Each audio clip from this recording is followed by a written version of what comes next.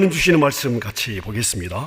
누가복음 23장 26절에서 28절까지 말씀입니다. 누가복음 23장 26절 제가 읽고 27절 여러분 읽으시고 마지막 절 함께 읽도록 하겠습니다. 그들이 예수를 끌고 갈 때에 시몬이라는 구레네 사람이 시골에서 오는 것을 붙들어 그에게 십자가를 지워 예수를 따르게 하더라. 27절 또 백성과 및 그를 위하여 가슴을 치며 슬피 우는 여자의 큰 무리가 따라오는지라. 함께 읽습니다. 예수께서 돌이켜 그들을 향해 이르시되 예루살렘의 딸들아 나를 위하여 울지 말고 너희와 너희 자녀들을 위하여 울라. 아멘. 예수님께서 제자들과 마지막 만찬을 가지시고 겟세마네 동산에 가셔서 기도를 하시죠. 자, 그리고 대제사장들에게 잡히셔서 처음에 끌려가신 것이 산헤드린 공회였습니다.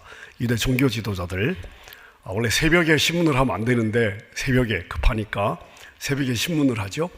자, 그들이 빌라도에게 보내고요. 빌라도는 헤롯 왕에게 보내고 헤롯 왕이 다시 빌라도에게 보내고요. 그 법정에서 빌라도 그 마지막 법정에서 십자가 사형 언도를 받습니다. 자, 이렇게 빌라도 법정에서 십자가 사형 언도를 받는 그 사건하고 그 다음에 예수님께서 골고다 언덕에서 십자가에 돌아가시는 이 장면, 사실은 예수님 사역이 이제 클라이맥스인데요. 이 두 장면은 마태, 마가, 누가, 요한복음, 사복음서에 자세하게 기록이 되어 있습니다. 자, 그런데요, 빌라도 법정에서 사형 언도를 받고 골고다 언덕으로 가시는 이 과정에 대해서는 사복음서에 조금씩 좀 차이가 있습니다. 가령 예를 들어서 예수님이 빌라도 법정에 사형 언도를 받으시고 이제 십자가를 지고 자기 십자가를 지고 자기가 메어 달릴 자기 십자가를 지고 골고다 언덕 십자가 처형되는 그 곳까지 자기 십자가를 지고 이제 가야 되는데요. 자, 그 장면에 대해서는 마태, 마가, 누가 복음은 기록을 하고 있습니다. 요한복음은 그 가는 과정에 대해서는 전혀 언급을 하고 있지 않습니다. 자, 오늘 우리가 읽은 이 본문에 보면은 예수님이 빌라도 법정에서 사형 언도 받고 십자가를 지고 골고다 언덕까지 올라가실 때 예수님 대신에 십자가를 져준 사람이 있어요. 누구죠? 시몬이라는 사람입니다. 이 시몬이라는 사람이 어디 지역 출신이냐 하면 구레네 지역 출신이에요. 그래서 구레네 사람 시몬. 자, 이 사건에 대해서는, 이 일에 대해서는 구체적인 이 이름까지, 이 일과 구체적인 이름까지 마태마가 누가복음에는 기록이 되어 있습니다. 요한복음은 빌라도 법정 사형 언도 받고 바로 골고다 언덕에서 처형받는 장면으로 옮겨지고 있습니다. 또 하나 오늘 본문을 보면 27절에 보니까 백성과 및 그를 위하여 가슴을 치며 슬피 우는 여자의 큰 무리가 따라오는지라. 어딜 따라왔겠어요? 자, 십자가를 지고 골고다 언덕으로 가시는, 자, 그러니까 빌라도 법정에서 골고다 언덕으로 가는 그 길을 많은, 여기 보니까 여자의 큰 무리가 슬피 울며 예수님을 따라왔습니다. 자, 이 사실은 누가복음에만 기록이 되어 있습니다. 자, 여러분, 여인들은 왜 울었을까요? 누가는 백성과 그를 위하여 가슴을 치며 울었다. 자, 이렇게 기록을 하고 있습니다. 백성들, 예수님이 케어하셨던, 그리고 예수님께서 사랑하셨던 백성들입니다.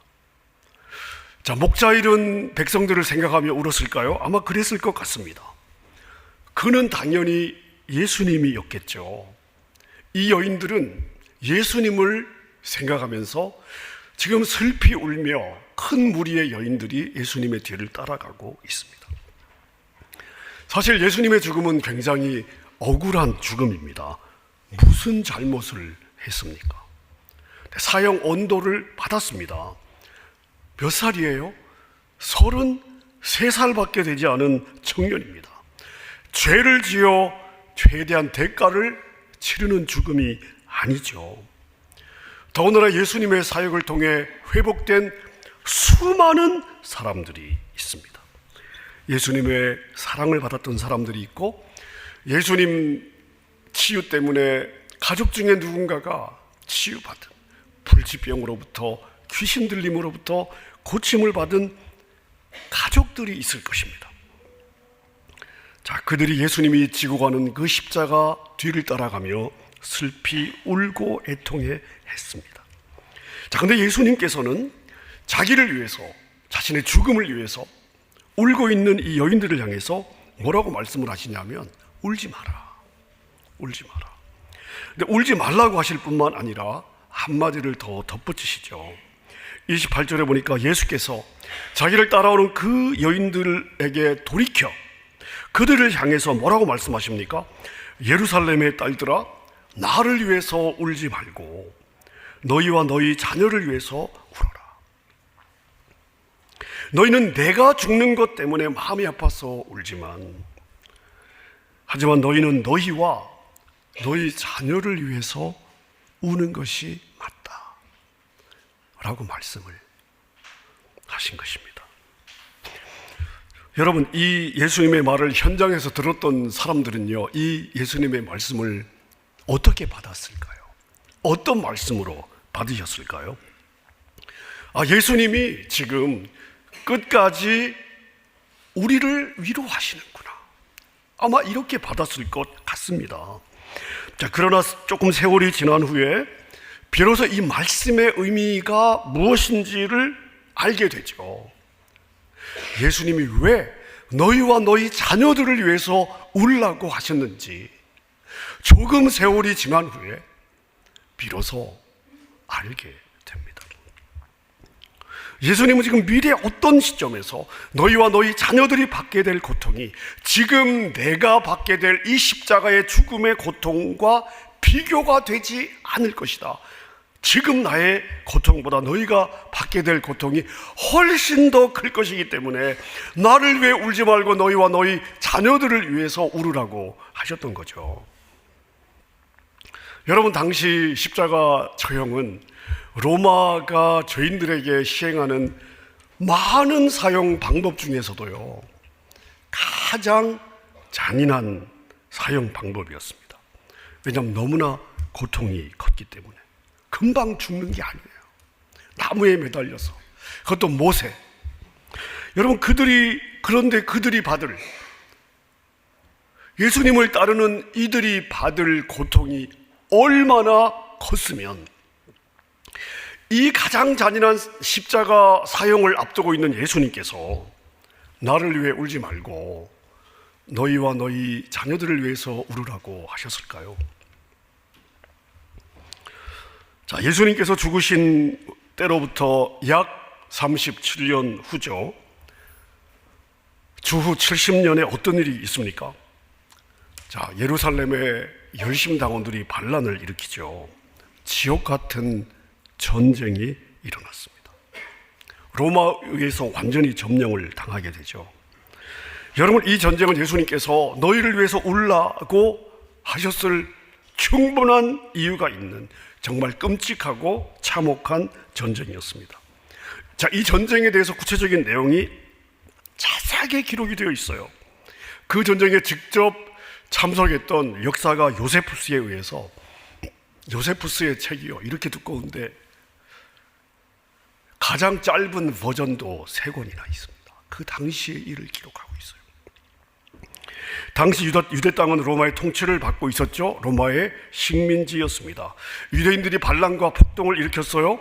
유대 전역을 장악했습니다. 여러분, 우길 승천 올라가던 로마가 이걸 그냥 보고 있을 리가 없었겠죠.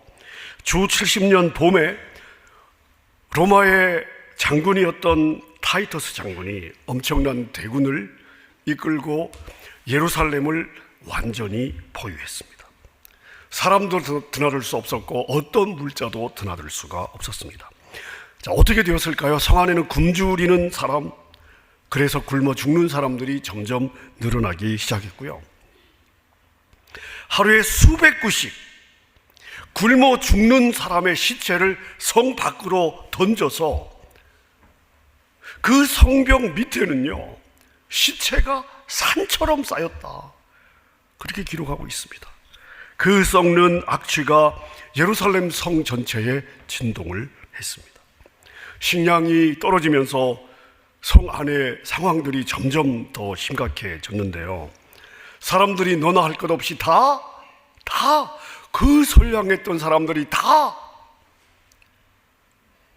밀 한 톨을 위해서 다 강도로 변했다는 것을 증언하고 있습니다. 무엇이든지 먹을 수만 있으면 입에 넣게 되었는데요, 심지어 동물 가죽으로 만든 옷, 동물 가죽으로 만든 허리띠와 신발까지 뜯어 먹거나 끓여 먹었다고 기록하고 있습니다. 어느 집에서 고기 굽는 냄새가 나서 사람들이 우르르 그 집으로 몰려갔더니 펄펄 끓는 솥에 그 집의 어린아이가 끓는 솥 안에서 발견이 되었다고 합니다.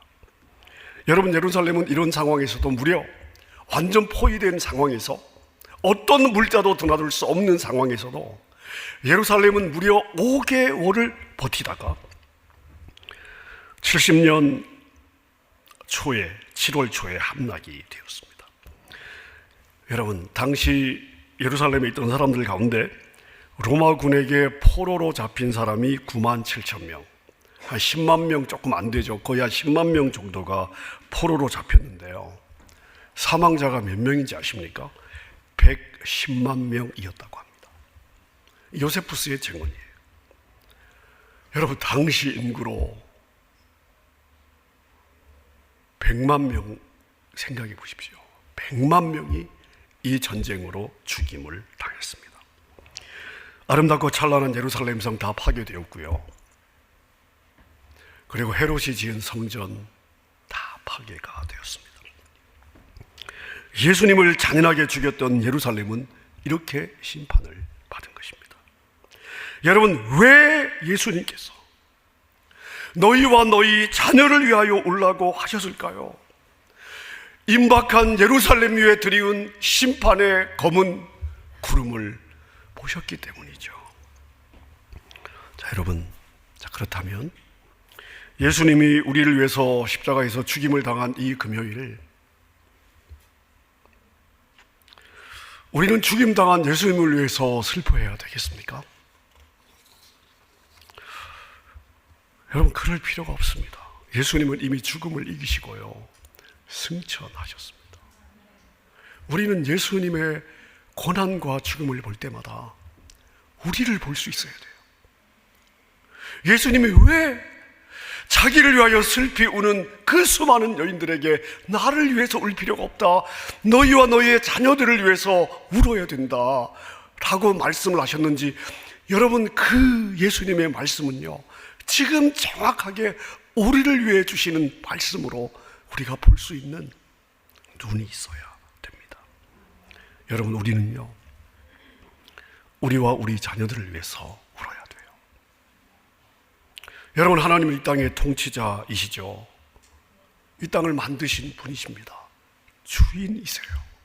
이 땅을 존재하게 하신 분이시고요, 만물을 지금 유지하고 계신 분이시고요, 여러분, 우리를 만드시고 우리의 삶을 주장하시는 분이십니다. 여러분, 우리는 하나님이 만드신 무대에서 하나님이 주신 은혜와 복을 따라 하나님이 주신 역할을 잠시 하다가 그리고 우리를 만드신 그분에게 돌아가는 거예요. 여러분, 우리 이 삶의 본질을 놓치지 마십시오. 우리의 라이프가 아닙니다. 내게 아니에요. 여러분, 내가 주장할 수 있는 이 짧은 우리의 인생이 내게 아니에요. 여러분, 이 본질을 우리가 잊어버리면 안 됩니다. 잠시 주님의 무대에서요, 주님이 맡기신 일, 그 삶을 살다가 자, 너 역할 여기까지. 그러면 가는 거예요. 여러분, 우리 하나님이 가장 용납하지 않는 죄가 있습니다. 우리는 우리가 죄인이다 하면은 우리 머릿속에는 바로 도덕률 그리고 형법의 조항들이 생각이 나죠. 그래서 내가 죄인이라고 고백하면서도 내가 왜 죄인이지? 여러분, 이런 느낌을 가질 때가 있습니다. 하나님께 가장 큰 죄악이 뭔지 아십니까? 여러분, 세상의 도덕과 세상의 형법을 생각하지 마십시오. 왕에게는요, 왕을 왕으로 인정하지 않는 죄가 가장 큰 죄입니다. 하나님을 왕으로 인정하지 않는 인간의 독립과 자만이 가장 큰 죄예요. 왕정 국가에서는요, 다른 죄는 용서가 돼도 왕을 왕으로 인정하지 않는 반역죄는 용서가 안 되는 거예요. 삼족이 멸함을 받는 죄가 반역죄입니다. 여러분, 하나님에게도 가장 용납이 안 되는 죄가 뭐냐면 하나님을 왕으로 인정하지 않고 인간이 스스로가 자기가 왕이 되어 자기의 삶을 살고자 하는 이 반역죄가 가장 큰 죄. 여러분, 이게 죄의 본질입니다. 아담과 하와 죄의 본질이에요. 선악과 따먹은 게 우리가 봤을 때 뭔 그렇게 대단히 죽을 죄가 되겠습니까? 여러분, 이 하나님의 법으로 이 왕을 인정하지 않는 이 반역죄의 관점으로 보아야 해석이 되는 거예요. 하나님은 인간의 반역과 도전을 용납하지 않습니다. 생명을 줬는데 생명을 준 그 생명의 주인을 인정하지 않고, 아버지가 자녀에게, 부모가 자녀에게 생명을 줬는데 그 부모를 부모로 인정하지 않는 자녀는 아무리 잘 살아도 우리 자식이에요. 근데 우리는 내가 바로 매일 그 죄를 범하고 있다는 사실조차 인식하지 못하고 죄인이라고 고백하면서도 내가 무슨 이렇게 큰 죄를 지었는지 인식하지 못하고 나의 죄를 심각하게 생각하지 않고 사는 때가 너무나 많이 있어요. 여러분, 그 죄에 대한 하나님의 심판은 어떤 모습으로 나타날까요? 로마서 1장 28절에 보니까 이런 말씀이 있습니다. 그들이 마음에 하나님 두기를 싫어하며 하나님께서 그들을 그 상실한 마음대로 내버려 두사 합당하지 못한 일을 하게 하셨으니. 여러분, 하나님이 심판하시는 가장 무서운 심판이요, 개입을 안 하시는 거예요. 돌이킬 기회를 안 주시는 겁니다. 그냥 살고 싶은 대로 가만히 살다가 멸망하도록. 그러면 그렇게 사는 인간은 너무 편안하죠. 내 마음대로 살잖아요. 편안하게 하고 싶은 대로. 그게 심판인 줄 모르고 돌이킬 기회를 얻지 못하고 깨우칠 기회를 얻지 못하고 살아가는 것이 그게 심판인데, 그걸 깨닫지 못하고 그걸 행복이라고 생각하고 그게 자유라고 생각하고 살아가는, 얼마나 어리석습니까? 인간이 자기 하고 싶은 죄악을 다 하도록 개입하지 않는 게 여러분, 하나님의 가장 큰 심판입니다. 자, 그럼 하나님이 그냥 내버려 두시면 여러분, 이 세대는 어떻게 될까요? 회개하고 돌아오겠습니까? 하나님이 개입하지 않으면 그런 일은 일어나지 않습니다. 우리가 살고 있는 이 시대를 보십시오. 교육은 점점 더 비신앙적인 하나님을 대적하는 내용으로 채워져 가고 있습니다. 여러분, 우리 자녀들이 그런 교육을 받고 있습니다. 여러분, 이 세대의 가장 큰 영향은요, 이미 하나님을 아는 우리가 아니에요. 아직 분별이 없는 우리의 자녀들입니다. 무엇이 옳은지를 분별하기 전에 이미 어린 나이부터 세뇌가 되고 있습니다.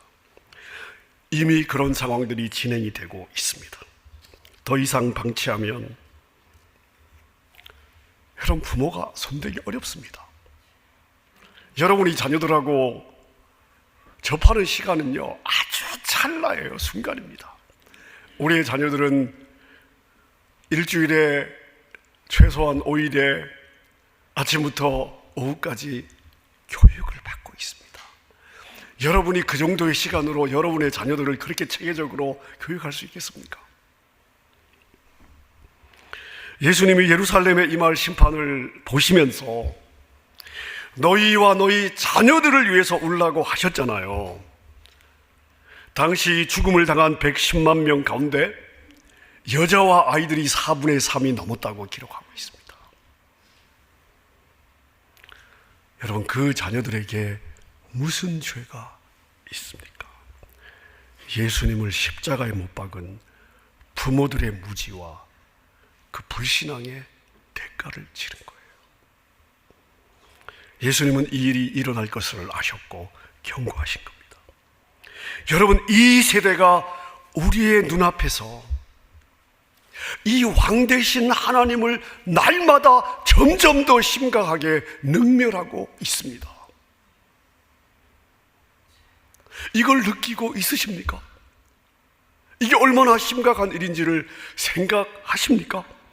여러분, 이 세대가 하나님을 능멸하고 있다는 이 사실에 대해서 심각하게 생각하고 계시냐고요.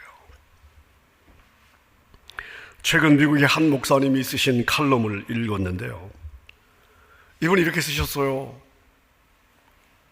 현재 미국의 가장 큰 심각한 문제는 하나님을 믿지 않는 자들이 반성경적인 분위기를 만들어가는 것이 아니다. 이게 진짜 심각한 게 아니라는 것입니다. 역사를 보면 하나님을 믿지 않는 자들은 항상 반성경적인 분위기를 만들어 왔다. 그래서 그것 자체가 심각한 문제는 아니다. 불신자들은 늘 그래 왔다는 것입니다. 여러분, 사실 아닙니까? 정말 심각한 문제는 뭐냐? 강단이 이것에 대하여 침묵하는 것. 더 심각한 것은 대다수의 그리스도인들이 이것이 얼마나 심각한지 깨닫지 않고 살아간다는 것. 이것이 자신의 일이라고 생각하지 않고 살아간다는 것. 대부분의 그리스도인들은 자신의 돈 문제에만 영향이 없으면 자신의 일로 받지 않는다는 것입니다. 이게 정말 심각한 문제다. 여러분, 저는 이것에 동의합니다. 내 돈 문제에만 영향이 없으면요, 이건 내 문제가 아닙니다. 역사의식이 없는 거예요. 여러분, 생각이 없는 것입니다. 시대를 보는 눈이 전혀 없는 거예요. 조금 더 나아가면요, 우린 정말 하나님을 압니까? 라는 질문을 한번 던져봐야 돼요. 우린 성경의 역사를 아니까 한번 질문해 봐야 돼요. 여러분 자신에 대해서.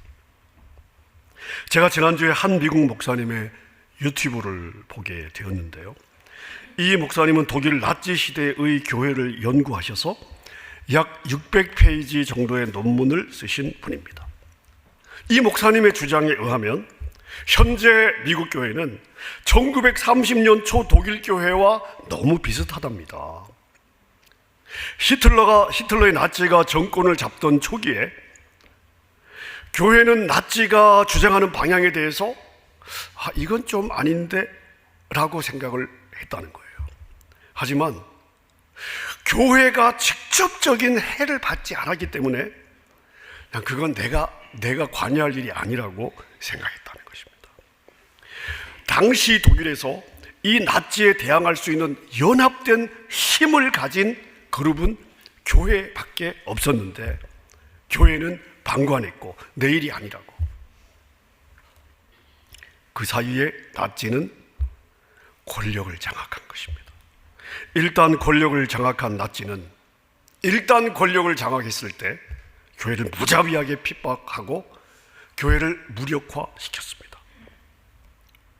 나치가 처음 등장했을 때부터 이런 일을 예견하고 이런 조짐을 미리 내다보고 교회가 연합해서 일어나야 된다고 외쳤던, 여러분 잘 아시죠? 본회퍼 같은 우리 목사님.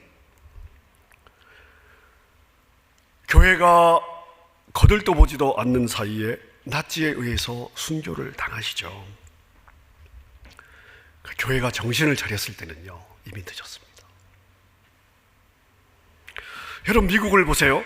청교도들이 이 신앙을 지키기 위해서 건너와 세운 나라입니다. 예전에는요, 그래도 성경의 권위를 인정하고 존중하려는 분위기 정도는 있었습니다. 지금은요, 여러분, 지금 우리가 살고 있는 이 분위기를 한번 보십시오. 낙태를 향한 사회의 분위기를 보십시오. 생명을 아무 거리낌 없이 죽여도 그 개인의 당연한 권리입니다. 사람을 남자와 여자로 창조하신 하나님의 창조 질서가 너무나 분명함에도 불구하고, 날마다 자기의 신체로 확인되고 있음에도 불구하고, 여러분, 눈뜬 장님처럼, 벌거벗은 임금님처럼 부인하고 있습니다. 인간의 성적인 쾌락은요, 여러분, 죄로 오염된 우리 인간의 죄성이에요. 이거 죄성입니다. 여러분, 죄성은요, 다스려야 됩니다. 말씀으로 다스려야 됩니다. 자, 그런데 이 시대는 어떻습니까? 이것을 개인의 취향, 개인의 인격과 연결시키고 있잖아요.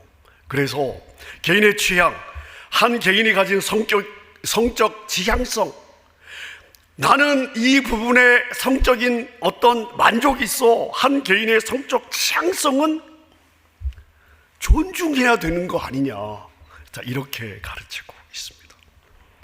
여러분, 이러한 교묘한 사단의 속임수를 이 시대는 그게 가장 인간다운 것이라고, 인간다움이라고 교육하고 있습니다. 그걸 존중하는 것이 인격을 존중하는 것이다라고 가르치고 있습니다. 가장 평등하지 않은 법에 평등법이라는 이름을 붙여서요, 사람의 생각을 헷갈리게 하고 있습니다. 이제는 개인이 선택할 수 있는 신앙의 신념과 자유를 법적으로 처벌하려고 계속해서 시도하고 있습니다. 여러분, 특별히 이런 일에 캘리포니아는 앞장서고 있습니다. 캘리포니아는 민주당이 상원과 하원, 양원 모두에 다 3분의 2 이상을 장악하고 있는 미국 50개 주의 유일한 주입니다. 여러분, 그리고 이 캘리포니아에서 일어나고 있는 일들을 보십시오. 만 4세가 넘으면 남녀의 성별에 대해서 가르칠 수 없습니다. 다시 말하면 남자아이한테 너는 남자야, 여자아이한테 너는 여자야 라고 가르치면 안 되는 거예요. 공립학교에서 남녀 탈의실, 화장실 사용에 제한이 없습니다. 교회를 압박하고 크리스찬 스쿨을 압박합니다. 이런 차별적인 법을 평등이란 명분으로 법제화시키고 점점 더 수위가 높은 법을 만들어내고 있습니다. 가령 청소년 자녀가 성 정체성을 겪습니다. 남자아이가 난 여자 같아요, 여자아이가 난 남자 같아요, 그렇게 하면 느낌이 와요. 그래서 바꾸고 싶어요, 수술을 받고 싶어요. 학교에 상담을 하면 부모에게 말해줘야 되는 거 아닙니까, 여러분? 여러분의 자녀가 성전환 수술을 한다고 해도 학교는 부모에게 고지를 하면 안 됩니다. 여러분, 부모에게 고지를 했던 캘리포니아의 한 학군에 캘리포니아 법무장관이 고소를 해서요, 캘리포니아 주 대법원에서 그 법무장관 손을 들어주는 일들이 바로 얼마 전에 있었습니다. 만약 부모가 알게 되어 그 자녀를 말리려고 하면 캘리포니아에서는 그 부모는 자녀의 양육권을 빼앗길 수 있습니다. 이런 말도 안 되는 일들이 여러분, 지금 이 땅에서 일어나고 있습니다. 이 캘리포니아에서 일어나고 있습니다. 여러분, 그래서 학부모들이 우리 코리안 이민자들이 들고 일어난 것이 아니에요. 우리는 그냥 참여하는 거예요. 여러분, 이 땅에, 이 캘리포니아에 살고 있는 부모들이요, 그 부모들이 다 크리스찬들이 아니에요. 크리스찬 일부가 있는 거죠. 부모들이 보다 못해서 지금 들고 일어나서 주민 발의안을 만들려고 서명을 받고 있는 것입니다. 민주당이 장악한 이 캘리포니아에 더 이상 우리 자녀들을 맡기면 안 되겠다. 부모들이 들고 일어나자. 자녀에 대한 양육권을 부모가 가지는 너무 상식적인, 여러분 이걸 법으로 만들 이유가 없는 너무나 상식적인 내용이 아닙니까? 그 법을 민주당에서는 안 만드니까 부모들이 주민 발의안으로 자녀들의 일에 부모가 알아야 되는 그런 권리를 되찾자는 법을 지금 만들고 있는 것입니다. 여러분, 그렇다면 오늘 여러분 이 성금요일 새벽에 지금 예수님의 죽음을 우리가 아파해야 될 때가 아니죠. 예수님은 죽기 위해 오셨고 죽으심으로 사단의 세력을 무력화시켜 주셨어요. 지금은 승천하셔서 재림의 준비를 하고 계시죠. 이 땅을 통치하시고 주님이 의도하신 역사의 마지막을 향해 역사를 이끌어가고 있습니다. 악은 점점 더 악해질 것이지만 문제는 이 악한 세대 가운데 사는 우리가 그 악함을 인식하고 과연 이 세상에서 우리의 거룩함을 드러낼 수 있느냐? 여러분, 우리가 예수님의 고난과 죽음에 슬퍼해야 된다면, 만약 우리가 슬퍼한다면요, 주님의 고난과 죽음 자체가 아니고요, 이 십자가의 효력이 내 삶에 미치지 않는 불신의 삶을 살고 있는 나를 위해서 통곡을 하셔야 돼요.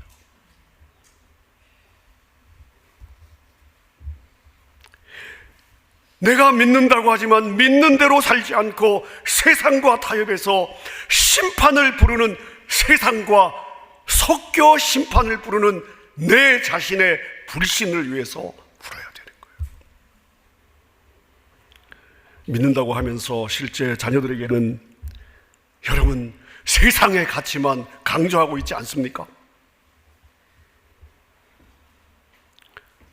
여러분, 그 부모들로 인해서 믿지 않는 가정을 말하는 것이 아닙니다.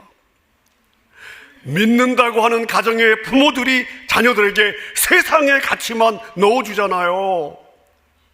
신앙이 아니라 대학만 얘기하지 않습니까?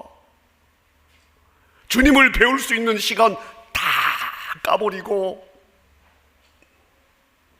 여러분 그게 우리의 모습 아닙니까? 여러분, 그런 부모들로 인해 주님을 참되게 만날 가장 중요한 이 사춘기, 여러분 품을 떠나면 기회가 없어요. 그런데 믿는다고 하면서도 실제 삶에서는 믿지 않는 부모들로 인해 주님을 참되게 만날 기회를 잃어버리는 여러분의 자녀를 위해서 우셔야 되는 겁니다. 부모 세대의 이러한 무관심 때문에, 무지 때문에, 불신 때문에 자신도 모르게 하나님의 심판을 받게 될 여러분의 자녀를 위해서 우셔야 되는 거예요. 우리가 믿음의 참모습을 보이지 않기 때문에 우리의 믿음의 콧방귀를 끼며, 그래서 회개할 기회조차 얻지 못하고 멸망으로 달려가는 이 시대를 위해서 우리가 울어야 됩니다. 하지만 여러분, 오늘 우리가 이 새벽에 이 말씀을 묵상하는 이유는 우리에게 아직 회복의 기회가 있습니다. 역전을 향한 기회가 있습니다. 여러분, 소돔과 고모라가 자신들의 죄악 때문에 심판을 받은 것으로 말씀을 하고 있습니다. 맞습니다. 그러나 그들 가운데 의인이 10명만 있었더라면 그들은 심판을 면할 수 있었습니다.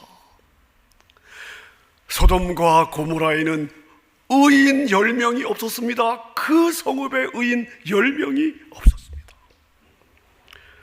여러분, 우리가 이 땅을 향해서 거룩한 삶을 보여줘야 돼요. 먹고 사는 문제보다 영원한 삶이 가치가 있다는 것을 여러분, 우리가 삶에서 보여줘야 됩니다. 저는 우리 성도들만 영적으로 바로 깨어 말씀의 가치대로 살아난다면 저는 캘리포니아도 소망이 있고 미국도 소망이 있고 우리 자녀들은 당연히 소망이 있다고 믿습니다. 여러분, 이 세대의 죄를 나의 죄로 알고 가슴에 끌어안고 회개하십시다.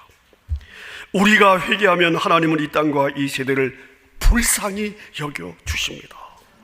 회개하지 않고 그들이 회개하지 않는다면 그들의 죄악을 끌어안고 기도한, 중보한 우리의 가슴을 친 우리에게 하나님께서 갚아주시는 거예요. 이렇게 주님의 마음으로 역사의 틈새를 메꾸어 나가는 우리 교회와 우리 성도들 다 되시기를 우리 주님의 이름으로 축원합니다. 함께 우리 찬양하겠습니다. 존귀한 주보혈이 내 몸을 새롭게 하네. 존귀한 주보혈이 나의 영을 새롭게 하네. 존귀한 주 보혈이 나의 가정을, 이 나라를 새롭게 하시네. 우리 함께 찬양하고 합심으로 기도하고 우리 성찬에 참여하도록 하겠습니다. 존귀한 주 보혈이 내 영을 새롭게 하시네. 존귀한 주 보혈이 내 영을 새롭게 하네. 존귀한 주 보혈이 내 몸을 새롭게 하시네. 존귀한 주 보혈이 내 몸을 새롭게 하네. 존귀한